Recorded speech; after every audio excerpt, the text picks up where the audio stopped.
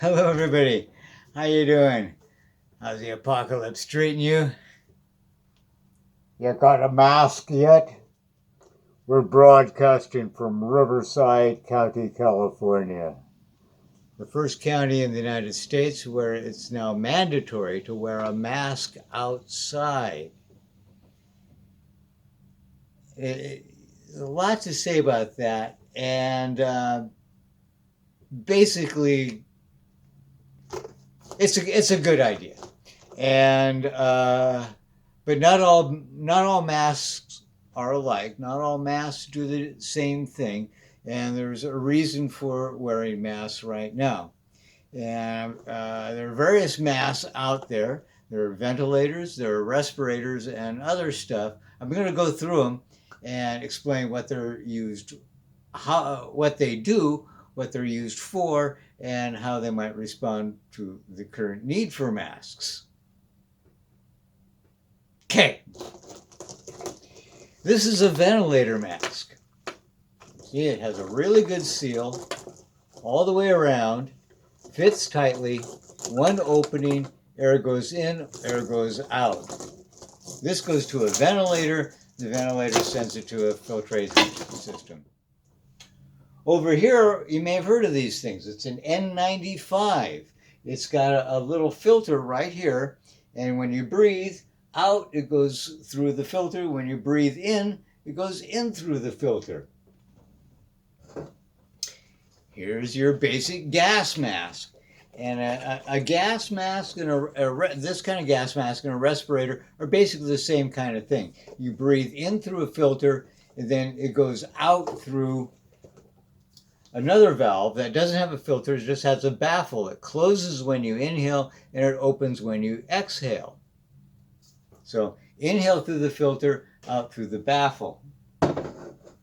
And over here we've got a scarf, and it's made of synthetic material. It's just hanging there, and it's so when you breathe, it's synthetic. Your breath doesn't go through it. It just goes up and down out through here, whether you breathe it in or breathe it out. Okay, now what's the big deal? The big deal is in the past 5 days, apparently the government has gotten the memo that this highly contagious disease, it's technically not airborne, but the little particles when you talk, little particles of moisture that come out, some people more than others, but everybody, it comes out little moisture, little particles of moisture, and that's highly contagious. So let's stop that before it gets to you. Another thing that came up like in the past 5 days, this governor just heard of it for the first time. We just discovered that they're asymptomatic carriers.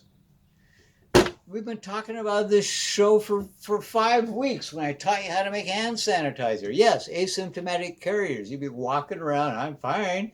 And now your asymptomatic guy can just be talking to people a few feet away, and it's touching stuff too.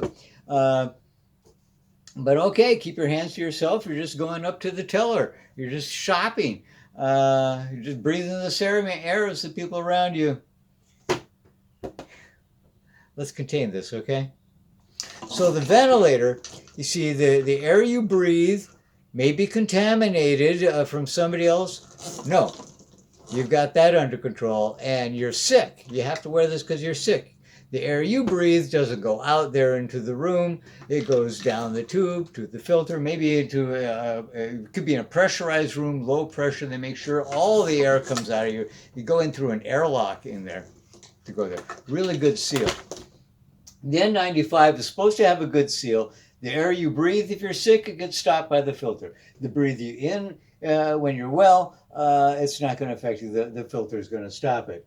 You need to replace those, but it's the big deal now because they really do work pretty good. Though they do have to fit well. You have to get them properly fit. And here, this is Nikola Tesla. Came in from the front yard to help out on the show. And you see, he's unshaven here, and his N95 would fit real good. Now this is mine. When I was in pharmacy school, pharmacy technician school, this is their labs, lab training, and this was mine, and this is the one I used. And but right now, if I was going to have to use it, if I was going to go back to the field, I'd have to shave all of this to make this properly work. Because you see, this would leak. This would leak right around here. I could breathe in some germs. I could breathe out some germs. No, it's all supposed to go out through here. Okay, now the respirator. I explained like the gas mask. You breathe in, the gas gets filtered through here. Then when you exhale, comes out through the baffle. Same thing as this respirator. See, it has a baffle and on the sides. You breathe in through the filter, it goes out through the baffles. Now this is a toy. I made this. You know, your air is not supposed to go back in. That's why it's so hilarious. That's a joke. Unfortunately, people are going out like this, not as a joke, just a scarf tied around like that, hanging straight down, and they're trying to look chic, so they're using trendy materials like nylon, like this, and your breath isn't going to go through it, and it's only one layer anyway, but it's not going through it all, so you're not filtering anything. All the air is coming up and down through here. So breathing out bad, breathing in bad. No good at all. I call this, we have COVID-19. This is COVID Forever 19 chic. It's really not funny. I gotta stop making jokes. So then there's bandanas, which is cloth, and you can loop it over for a few times and just tie it, and that's good. And even better are these designs that you can find. Where you take the bandana, you got 4 folds here, bring it in here, put in a couple rubber bands, and it's really good. It's really good. The CDC has directions on their website on how to make them, and so I made one. I didn't have any rubber bands though. I had garters, you know, from my reenactment garb. And I thought, well, let's see. Now, there's a problem with the rubber bands because they'll chafe the back of your ear and even cut and cause wounds. And you know what likes wounds? Viruses. Is that scary? Now this, see, it's cloth. It's the garters. It doesn't go behind the ears. It's on like that. A couple adjustments. And it fits good around the bottom of the neck. Wouldn't have to shave off my goatee. See, it fits nicely. You see, the breath goes in and out through the cloth. So these are good. Now, some of you out there, some of my friends, Noelle, Kelly got it in focus. Some of the others are making these, and I invite you to put your contact information down on the comments. Yeah, this is called a CPAC C95, and no, these are not in short supply. I'm not hoarding this. The ventilators are in short supply.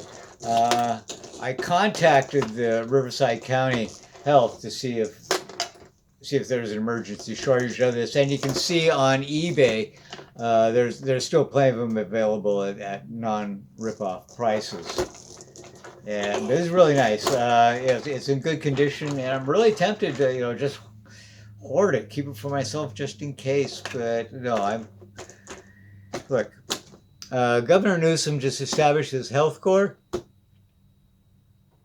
and he invited retired pharmacy technicians to come out of retirement and help. And I sent in my application today. I'll let you know how it goes.